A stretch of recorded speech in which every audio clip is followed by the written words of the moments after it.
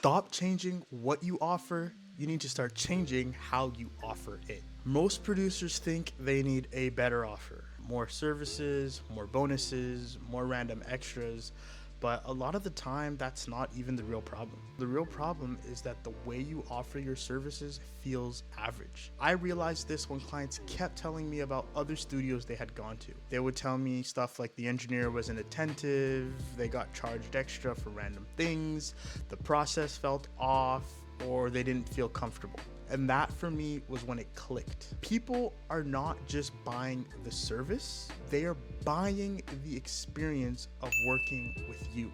I want that to sink in for a second. Anybody can record someone. Not everybody can make someone feel safe, locked in, comfortable, and taken care of. That's why I have so many recurring clients. My studio's in a house, right? I don't have some giant luxury commercial space. People still come back because of how the experience feels. In this video, I'm gonna show you why so many producers stay underpaid even when they're talented. I'm gonna show you how to make your service feel more premium without needing to completely change your offer. And I'm gonna walk you through the exact details that I pay attention to in my own studio and delivery process that keeps clients coming back. Section 1. Most people are solving the wrong problem.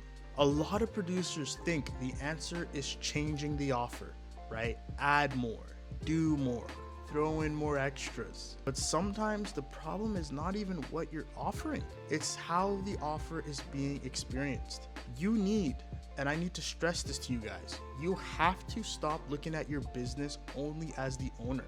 You need to look at your business as if you were the customer, right? You need to ask yourself, what does it feel like to actually go through the process of working with me? Is it smooth? Is it thoughtful? Does it feel premium, or is it messy, random, forgettable? Section 2. Small details will change the entire experience. One thing that really made this real for me was my ISOVOX setup. So I'm in a basement and the walls aren't soundproof, so I have an ISOVOX where people put their head in and they record. My headphone wire worked. It wasn't broken. I had already made amazing songs with it, but when I actually put myself in the client's position, I stood there with my head in the box, I noticed that the wire had tension on it. It was like pulling a little bit. It wasn't so uncomfortable to the point that somebody would actually point it out to me and complain, but it was uncomfortable enough for me to slightly affect the experience. That matters, right? Because if somebody is even just a little bit uncomfortable, they might not be able to give their best performance. So what did I do? I simply replaced it with a longer wire. Not because the old one didn't work, but because I wanted the experience to be better, right? That's what you need to understand. That's the difference. Premium is not always about fixing broken things. A lot of the times it's about removing friction. So section 3, I try to control every part that I can control. From the moment somebody walks into the house, I want it to feel intentional. The entrance is clean, the floor is clean, the hallway is clear. There's art on the walls. The lights are already setting the tone. When they walk downstairs, I want it to feel like they're entering a creative space, not just somebody's basement. Even the bathroom matters. It has to be clean. It has to smell good, because people make associations. If they go into a dirty bathroom, now they're subconsciously questioning everything, even if the music is great. So everything has to align. It all contributes to the feeling. Section 4. The vibe changes depending on the song. So I don't treat every session the same. If we're just creating and catching a vibe, I might go purple with the lighting. If the song is more aggressive, I'll go red, right? If it's more emotional or a heartbreak type of song, I might do purple or blue. The whole point that I'm trying to make is I match the space to the feeling of the music, because light affects your mood. Mood will affect performance, and performance affects the final song. To me, these are not extras, right? This is a part of the process. Section 5. Delivery matters just as much as the session, okay? So your work doesn't stop when the person leaves the studio. The way you deliver your work matters too.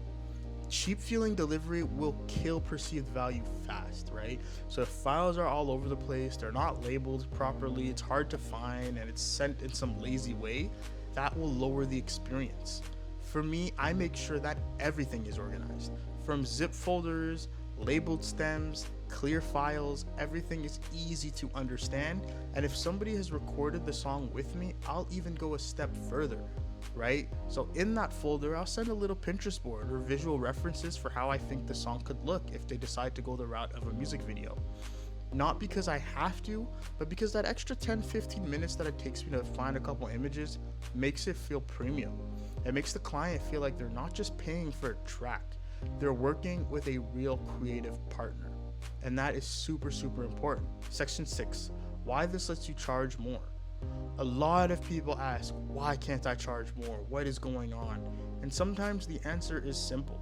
Your service might be good, but the experience around it doesn't feel premium yet, right? So I just want you guys to think for a second. Think McDonald's. They think about the mouthfeel of a burger. Is it crispy? Is it chewy? Apple thinks about the box, the packaging, the way that it opens. Everything is curated, and that's why it's memorable to people. That's why it feels valuable. You need to do the same thing in your business. I'm not saying copy them exactly, but it's the principle that I'm trying to get you to understand, is that the offer is only one part. The delivery of the offer is what makes people feel the value. Section 7, what to audit before you raise your prices. So before you even touch your offer, I need you to audit your process. Walk through your business like a customer, from the first message to booking, to arrival, to sessions, to bathroom, to delivery, to follow-up. Whatever it is that you do, walk through it as a customer. And you need to ask yourself one question at every step. Does it feel premium? Does it feel thoughtful? And does this feel like something worth paying more for? Because if the answer is no, that's where the work is. It's not always in adding more. Sometimes it's simply in designing better. So that's the real shift. Stop obsessing over changing what you offer every 5 seconds. Start obsessing over how people experience what you already offer. Because people do not just remember the song, they remember how it felt making it with you. And if the experience feels premium, thoughtful, and intentional, people come back. That is what builds repeat business. That is what builds perceived value. And that is what gives you the right to charge more.